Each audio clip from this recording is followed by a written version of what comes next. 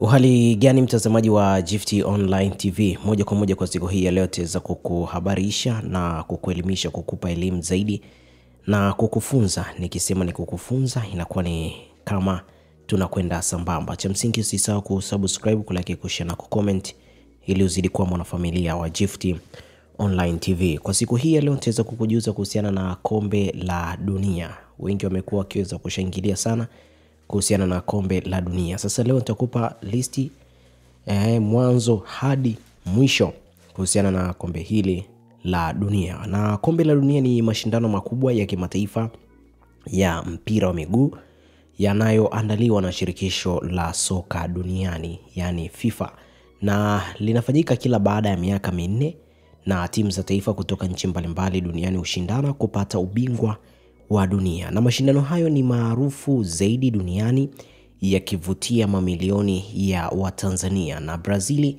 ndiyo nchi iliyoshinda kombe la dunia mara nyingi, yani zaidi ya mara 5. Na kombe la dunia la kwanza lilifanyika mwaka 1930 nchini Uruguay, na lengo la kuanzisha kombe la dunia lilikuwa ni kuunganisha mataifa kupitia michezo, lakini FIFA ilitaka kutumia soka kama njia ya kuleta umoja, urafiki na ushirikiano kati ya nchi mbalimbali duniani. Lakini jambo lingine ni kukuza na kuendeleza mchezo wa soka duniani. Mashindano haya yalilenga kuongeza umaarufu wa mpira wa miguu, hasa katika nchi ambazo soka lilikuwa bado halijasambaa sana. Jambo lingine pia ilikuwa ni kutoa fursa kwa timu za taifa kushindana kimataifa. Kabla ya kombe la dunia kulikuwa na mashindano ya Olimpiki pekee, lakini hayakuruhusu wachezaji wa kulipwa, hivyo FIFA ilitaka mashindano ya wazi kwa wote. Lakini kuchochea ushindani na ubora kwa kufanya timu bora za kila bara kushinda, kiwango cha mchezo kimeendelea kuongezeka duniani kote. Lakini kuchangia maendeleo ya kiuchumi na kijamii, nchi zinazoandaa mashindano haya hunufaika kwa utalii, ajira na miundombinu.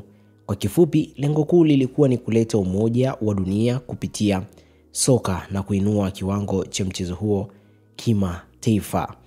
Tukumbuke bingwa wa kwanza wa kombe la dunia ni Uruguay, ambapo mwaka 1930 nchi mwenyeji ambayo ilikuwa ni Uruguay ilicheza dhidi ya Argentina siku ya fainali, na matokeo ya Uruguay ilikuwa ni 4-2 dhidi ya Argentina, na uwanja ulikuwa ni Estadio Centenario mjini Montevideo. Matokeo yake Uruguay ikawa bingwa wa kwanza wa dunia katika historia ya FIFA World Cup, na nchi iliandaa kombe la dunia la kwanza kwa mwaka 1930 ilikuwa ni Uruguay. Lakini kuna mambo ya kujua kuhusu uandaji huo. Uruguay ilichaguliwa kuwa mwenyeji kwa sababu mwaka huo ilikuwa ikiadhimisha miaka 100 ya uhuru wake. Lakini pia ilikuwa moja ya timu bora zaidi duniani wakati huo. Ilikuwa imeshinda medali ya dhahabu ya mpira wa miguu kwenye michezo Olympic ya mwaka 1924 na mwaka 1928. Na mashindano hayo yalifanyika kati ya Julai 13 hadi Julai 30 mwaka 1930, yakiwa na timu 13 pekee kutoka mabara mbalimbali. Mechi zote zilichezwa katika jiji la Montevideo, mji mkuu wa Uruguay. Kwa hivyo Uruguay ndio nchi ya kwanza kabisa kuandaa na kushinda kombe la dunia. Lakini mchezaji wa kwanza kufunga goli katika historia ya kombe la dunia alikuwa ni Lucien Laurent kutoka Ufaransa, ambapo kuna maelezo muhimu ambayo tutaweza kukupatia, ambayo ilikuwa ni tarehe 13 Julai 1930, na mechi ilikuwa ni Ufaransa dhidi ya Mexico, na matokeo ya Ufaransa ilikuwa ni 4-1 Mexico, na goli la Laurent alifunga dakika 19 tu ya mchezo, na tukio lilikuwa goli la kwanza kabisa kufungwa katika historia ya mashindano ya kombe la dunia la FIFA. Kwa hivyo jina Lucien Laurent linabaki kwenye historia kama mfungaji wa kwanza wa goli katika kombe la dunia.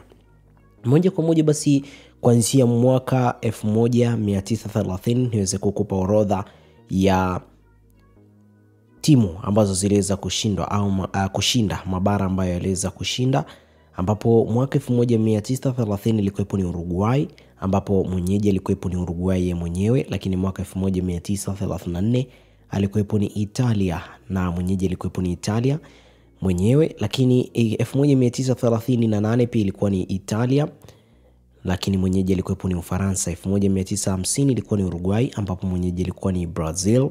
Mwaka 1954 ilikuwepo ni Ujerumani Magharibi na mwenyeji alikuwa ni Uswizi, lakini mwaka 1958 alikuwepo Brazil ambapo mwenyeji alikuwepo ni Sweden. Mwaka 1962 alishinda tena Brazil ambapo mwenyeji alikuwepo ni Chile, lakini 1966 ilikuwepo ni England ambayo iliweza kuchukua, lakini mwenyeji alikuwa ni yeye England. Lakini mwaka 1970 alichukua tena Brazil ambapo mwenyeji alikuwa ni Mexico. Mwaka 1974 alikuwepo Ujerumani Magharibi na mwenyeji alikuwepo ni Ujerumani. Mwaka 1978 alikuwepo ni Argentina ambapo mwenyeji alikuwepo Argentina yeye mwenyewe. Mwaka 1982 alikuwepo Italia ambapo mwenyeji alikuwepo ni Hispania. Mwaka 1986 alikuwepo Argentina ambapo mwenyeji alikuwepo ni Mexico. Mwaka 1990 Ujerumani Magharibi ambapo mwenyeji alikuwepo ni Italia. Lakini mwaka 1994 Brazil ambapo mwenyeji alikuwepo ni United States of America.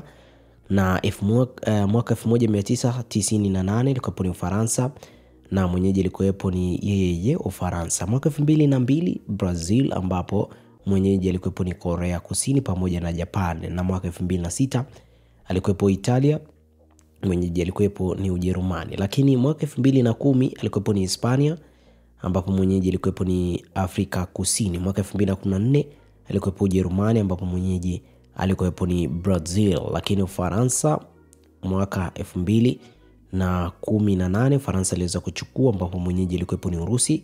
Na mwaka 2022 alichukua tena Argentina na mwenyeji akiwa ni kule Qatar. Kwa hiyo hii ni orodha ya kuanzia mwaka 1930 mpaka 2022.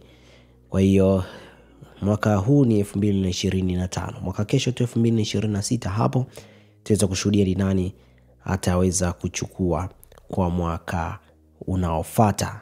Mimi ni Tobias Kisima, moja kwa moja ni kushukuru sana kwa kuendelea kuwa mwanafamilia wa Gift Online TV. Ni kwa kukumbushe tu usisahau kusubscribe, kulike, kushare na kucomment. Asante.